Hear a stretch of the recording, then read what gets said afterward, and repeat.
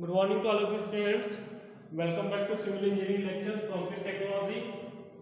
हमारी जो टॉपिक्स इस समय यूनिट चल रही है कंक्रीटिंग ऑपरेशंस की चल रही है और उसमें कुछ टॉपिक डिस्कस किया था कॉम्पैक्शन ऑफ कंक्रीट के बारे में।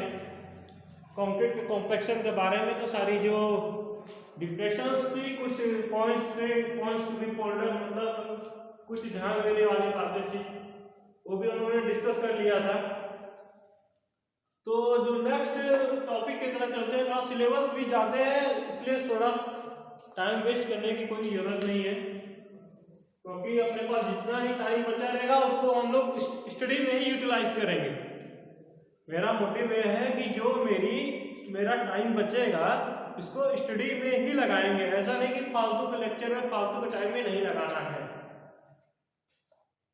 और टाइम बचेगा तो रिवीजन कर लेंगे जो टॉपिक समझ आए। ठीक, नेक्स्ट है method of compaction of concrete. Method of compaction of concrete.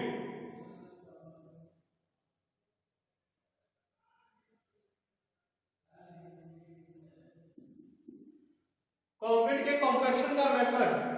Compaction मतलब क्या होता है? डेंसनेस ऑफ मटेरियल, किसी पार्टिकल्स का डेंसनेस मतलब पार्टिकल्स को क्लोज कर देना। जिस पार्टिकल को जितना क्लोज कर देंगे उतना वेल कॉम्पैक्टेड होगा।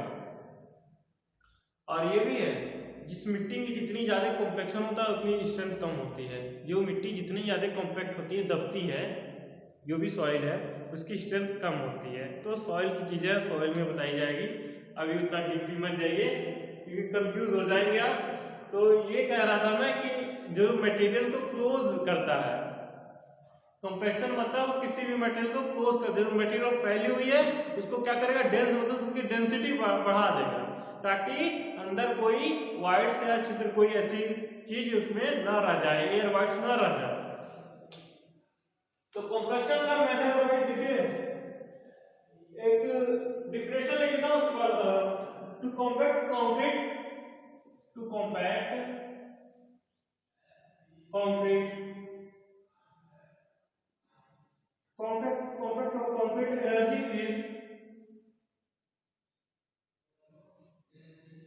is applied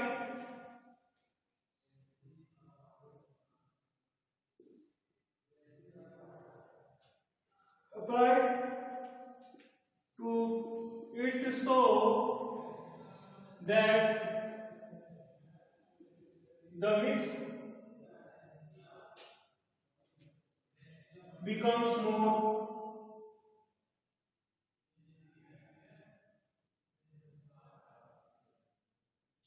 मतलब कि करना क्या है? The compact to compact concrete energy is applied so that mix become more fluid. मतलब मिक्स हमारा कैसा बन जाए? फ्लूइड टाइप का, मतलब जो फ्लो करता हो। जो फ्लूइड मतलब जो फ्लो करता है, जो बहता है, जैसे पानी बहता है ना, उसमें जो स्लरी होता है ना। देखिए जब कॉम्पैक्शन करेंगे ना तो कॉम्पैक्शन जब तब अच्छा होता है ना जब कोई भी बीम या कॉलम की कॉम्पैक्शन कर रहे हैं, वाइब्रेटर से करने, चाहे हैंड वाइब्रेटर चाहे मशीन कोई सा वाइब्रेटर हो, जब कॉम्पैक्शन करेंगे उस समय ना तो थोड़ी सी स्लरी बहने लगती है, हल्की सी जो स्लरी होती है बहने लगती है, ज्यादा नहीं, थोड़ी बहुत स्लरी जो होती है बहने लगती है। वो मतलब मुझे ये पता लगता है ये कॉम्पैक्शन अच्छा हुआ है, कॉम्पैक्ट अच्छा हुआ है। आपको ये सब सारी चीजें प्रैक्टिकल जब करेंगे ना, प्रैक्टिकल किसी साइट पे वर्क करेंगे तो धीरे धीरे तो जो छोटी छोटी चीजें जो हम लोग बताते हैं वो लगता है कि ये क्या है समझ में नहीं आ रहा, बट वहां जब प्रैक्टिकली देखेंगे ना तो सारी चीजें क्लियर होती है, क्योंकि हर चीजें थ्योरी से क्लियर नहीं होती है। जानते तो है लेकिन ये नहीं पता कर पाते कि ये होता किस वजह से है, क्या ये देख रहे हैं लेकिन क्योंकि साइंस से टेक्नोलॉजी है, इंजीनियरिंग से ही, इंजीनियरिंग जितनी इंजीनियरिंग सारी चीजें हैं, साइंस टेक्नोलॉजी टेक्निकल चीजें ही हैं। तो टेक्निकल चीजें में छोटी से छोटी चीजों में कितनी बड़ी कंसेप्ट होगी ये ऐसे नहीं समझ में आता। जब तक आप उसको डीपली बहुत अच्छे से ना पढ़ेंगे ना तब तक नहीं समझ में आएगा। इसलिए चाहता है, कहा जाता है साइंस के हर एक पॉइंट को पढ़नी। यहाँ टेक्निकल चीज के हर एक किसी पॉइंट को ये ना सोचे, नजरअंदाज ना कर दें कि ये इस काम का नहीं है। एक एक पॉइंट को बहुत ही ध्यान से पढ़ा जाता है, तब जाके आपका बेसिक कंसेप्ट बनेगा। और बेसिक कंसेप्ट का ही पूरा ऊपर काम। अगर बेसिक कंसेप्ट नहीं है तो कितना भी आप मेहनत करते जाए कोई बेनिफिट नहीं मिलने वाला आपको अभी। तो चलिए, method of construction of concrete, method of construction of concrete.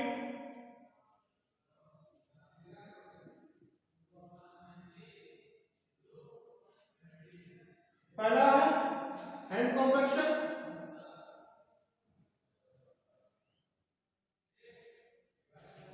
And second was machine compaction.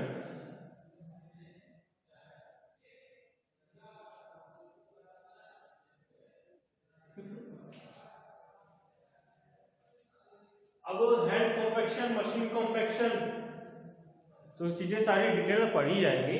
तो एक के बाय एक, one by one hand compaction और मशीन कंपैक्शन को डिस्कस करेंगे। तो पहला क्या है hand compaction.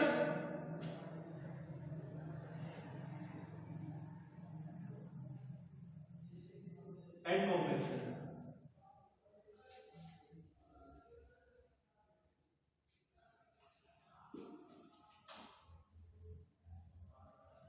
the process of ramming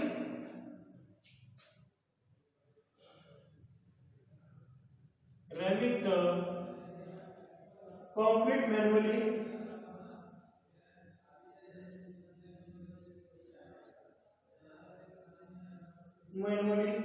is known as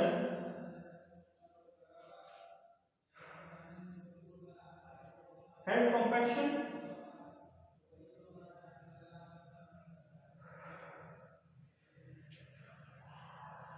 ठीक है, हैंड कॉम्पैक्शन करने का मतलब जो भी कॉम्पैक्शन किस चीज से की गई हो, हाथ से की गई हो। वहां क्या लिखा है हैंड मतलब बाय हैंड, हाथ से।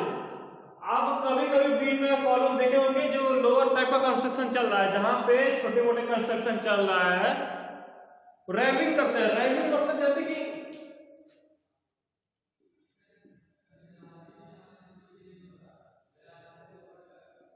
स्टील रॉड, लोहे का सरिया, लोहे का रॉड या तो सरिया होता है या फिर बांस होता है, बम्बू होता है, बांस होता है, उससे क्या करते हैं रैमिंग करते हैं। जितनी कंक्रीटिंग के 1-2 फुट कंक्रीटिंग के उसका उससे पूछना जैसे करते हैं रैमिंग करना, पूछना उससे रैमिंग करते हैं। उसके बाद मैंने पहले बताया था layer by layer concrete fill करते हैं। ऐसा नहीं कि कंक्रीट एक ही बार फिल कर देंगे उसका कॉम्पैक्शन, ऐसा नहीं होता है।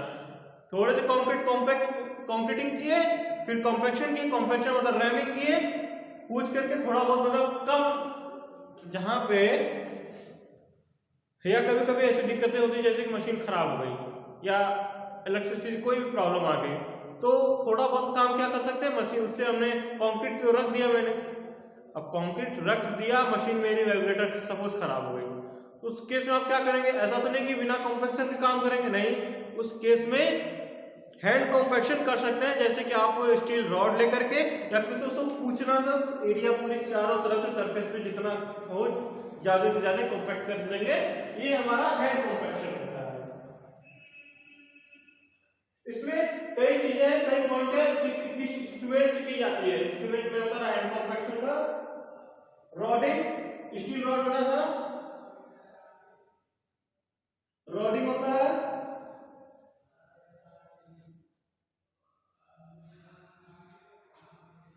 टैपिंग, लकड़ी का यूज करते हैं। रॉडिंग मतलब रॉड का यूज करते हैं, और टैपिंग मतलब लकड़ी का जो बांस होता है बताया था ना, उससे वो यूज करते हैं।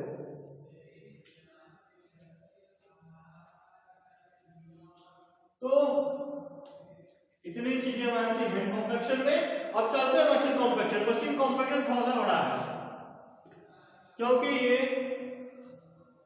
बड़ा काम करता है। बड़ा क्यों है? बड़ा काम करता है, ज्यादा काम करता है। ये मशीन कहीं भी यूज की जाती है तो जहां वर्क ज्यादा लेना रहता है हमें वहां पर मशीन यूज की जाती है। ऐसा नहीं कि मशीन छोटे मोटे हर जगह, तो क्योंकि कॉस्टली होती है, आउटपुट ज्यादा चाहिए होता है, ज्यादा काम चाहिए होता है, वहां पर करते हैं।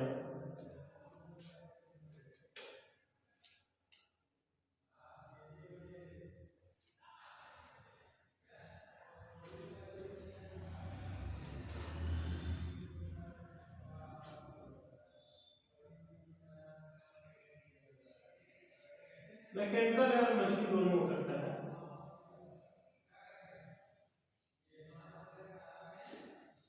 चलिए अब क्या है mechanical compaction.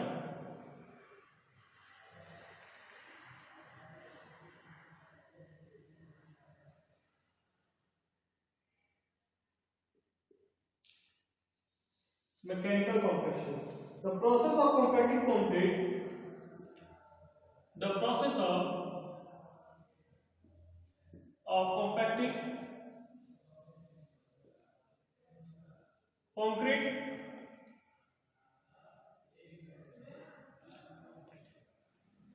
with the help of machine. With the help of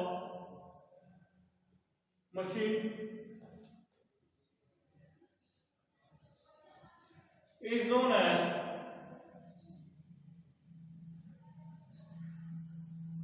mechanical compaction.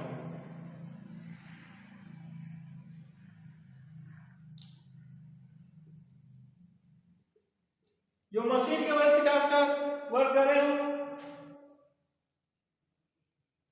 जो मशीन से यूज कर रहे हैं, जहां भी मशीन का यूज कर रहे हैं मैकेनिकल कॉम्पैक्शन होगा। मशीन मैकेनिकल मतलब मशीनरी से पूरा कोरिलेटेड है, कोरिलेटेड पूरा मशीन से ही है। तो अब देखते हैं जो वो प्रोसेस थी वही प्रोसेस ये, यही डिफिनेशन सेम है, बाई हैंड की जगह बाई मशीन हो गया।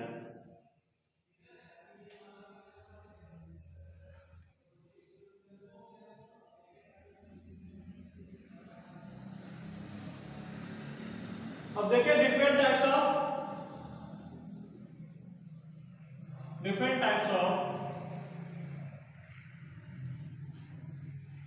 Vibrator use for compaction.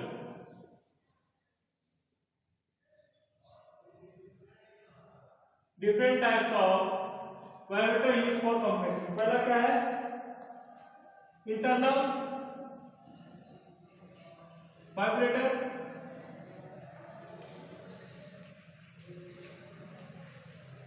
Needle,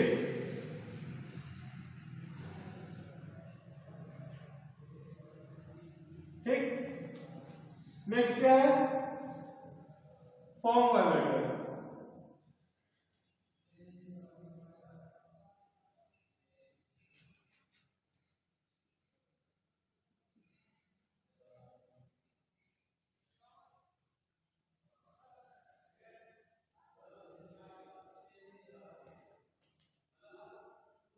screen vibrator.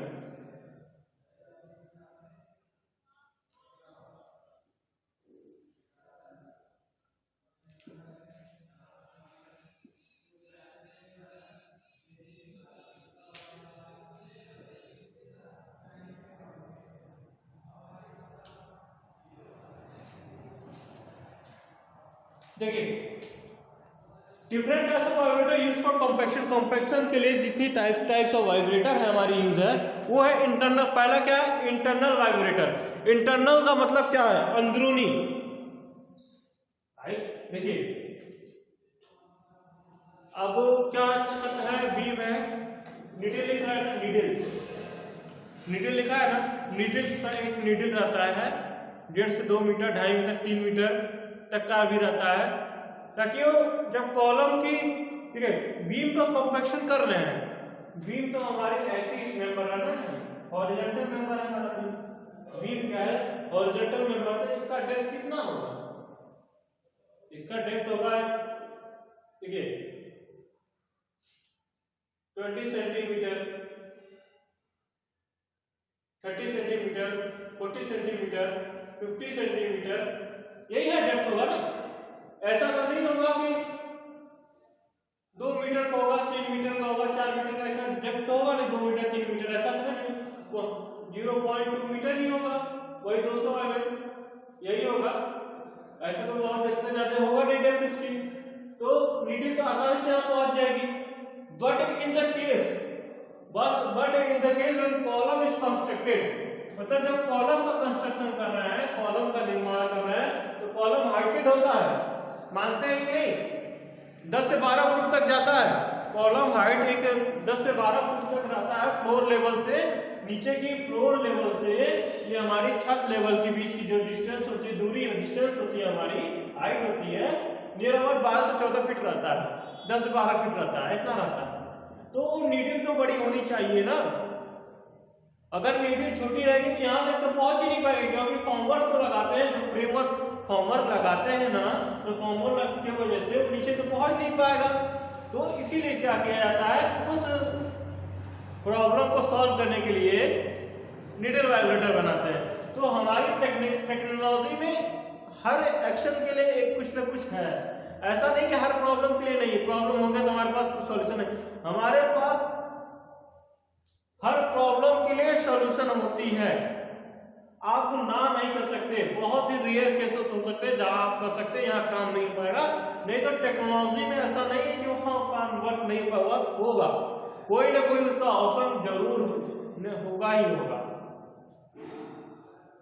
और हमको खुद को इतना बनाना है कि मैं कभी ये ना कह पाऊं कि ना ये नहीं हो पाएगा, अगर ना करने से मुझे वो काम करके दिखाना, करके करना होगा कि नहीं, मैं एनी हाउ किसी तरह में इस वर्क को जो ये टास्क मिला है मैं उसे करूंगा।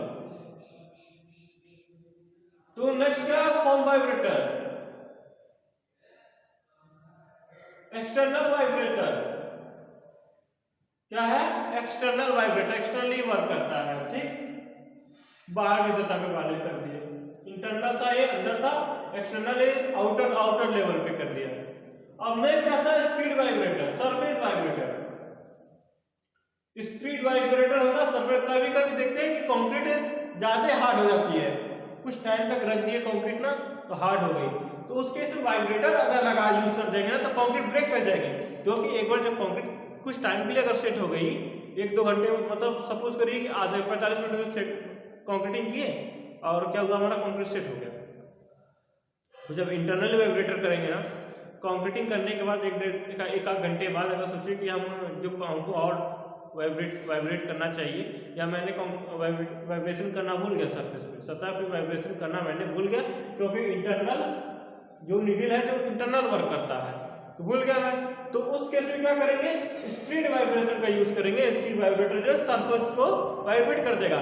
अगर नीडल मैंने यूज किया तो वो क्या करेगा, नीडल इंटरनली वाइब्रेट करता है, इंटरनली वाइब्रेट करेगा तो स्ट्रक्चर को क्रैक कर देगा, मेंबर को, हमारे मेंबर को क्रैक कर देगा। एक बार जब क्रैक आ गई तो दोबारा रीस्टेंड नहीं ले पाएगा। कंक्रीट की यही प्रॉब्लम होता है, अगर क्रैक कर गया तो वो दोबारा रीस्टेंड एनर्जी दोबारा उतना नहीं हो पाती है, वो स्ट्रेंथ नहीं दे पाता है। यही तो मेजर प्रॉब्लम्स है हमारे कंक्रीट के। ये तो हमारे 3 थे।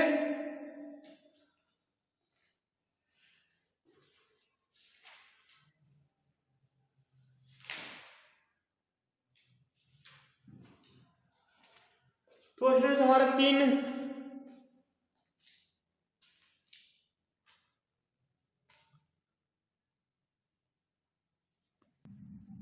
नेक्स्ट टॉपिक जो सोच रहा हूँ इसके आज के लेक्चर में ना, ये जो कॉम्पैक्शन है, कॉम्पैक्शन की टॉपिक खत्म कर दूंगा।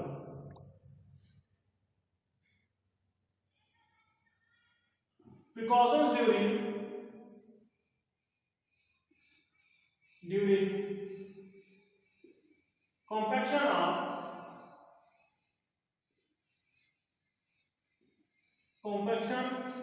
of concrete।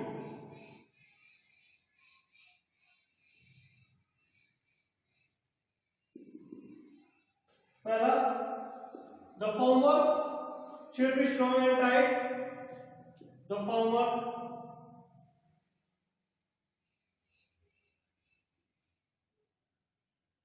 should be strong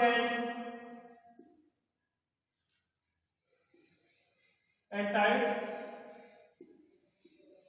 जो फॉर्मवर्क है ना वो कैसा होना चाहिए, स्ट्रांग होना चाहिए, मजबूत। ऐसा नहीं कि कोई ऐसी मटेरियल को बना जो मटेरियल वीक है, कमजोर मटेरियल का नहीं, मजबूत मटेरियल का बना चाहिए और टाइटली फिक्स होना चाहिए। ऐसा नहीं कि ये स्लरी है, पानी है, हमारी जो फ्लूइड स्लरी है, फ्लूइड वाले सिस्टम जो पार्टिकुलर मटेरियल्स में है वो हमारी बहने नहीं चाहिए, क्योंकि वही में बाइंडिंग पोर्शन होती है सीमेंट की। अगर स्लरी निकल गई तो फिर गिट्टी या फिर बालू बांधने वाली चीज नहीं है।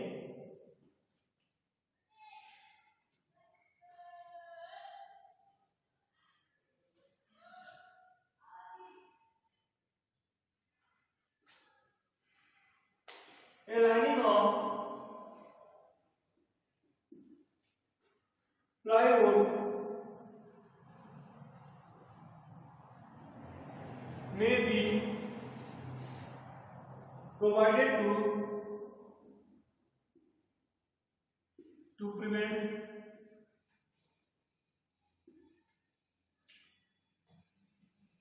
the leakage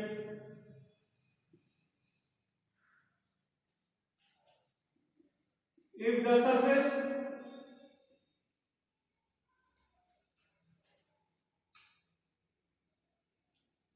finishing is important. A lining of plywood may be provided to prevent the leakage in the surface finishing. मतलब जब सरफेस फिनिशिंग के लिए रिक्वायरमेंट होगा, जब जरूरत होगा तो लाइनिंग को यूज कर सकते हैं सरफेस फिनिशिंग के लिए, क्लियर सरफेस को जैसे फिनिश करते हैं उस चीजों के लिए। जैसे कंक्रीट करने के बाद सरफेस बनाते हैं, प्लेन सरफेस करते हैं, ऐसा नहीं कि जैसे कि गिट्टी बालू जैसे कंक्रीट रहे उसे पे छोड़ देना, इसको सरफेस को प्लेन करते हैं।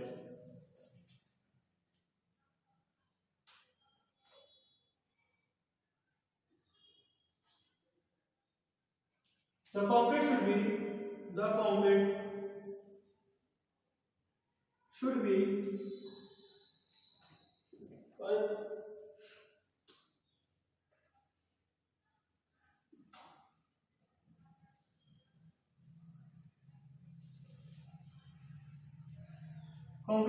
placed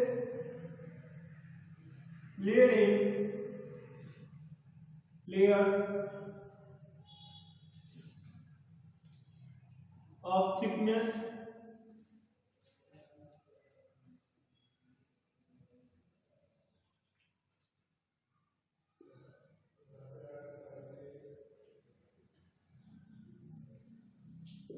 मतलब कंक्रीट में एक लेयर बाय लेयर में रखना चाहिए, टीला बना के ना रखना चाहिए जैसे मन से फेंक दिए, ऐसा नहीं है। एक लेयर बाय लेयर, एक लेयर के रखे फिर एक लेयर के, एक लेयर बाय लेयर रखेंगे। लेयर बाय लेयर समझ रहे हैं ना, या एक ऐसे भी हो सकता है कि कंक्रीट डाला है ना, एक लेयर का यहाँ इतना कंक्रीटिंग किए, इतना कॉम्पैक्शन कर लिए, फिनिशिंग कर लिए, फिर आगे कॉम्पैक्शन फिनिशिंग करते चले, आगे पूरा पूरा ये एरिया नहीं चला। ऐसा नहीं कि पूरा कंक्रीट डाल दिए उसके बाद फिनिशिंग वाइब्रेटर डालेंगे फिनिशिंग करेंगे, ऐसा नहीं होता है।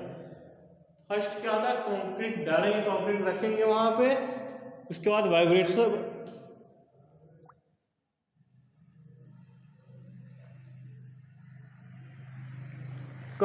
रखेंगे, सारी चीजें हैं हमारी।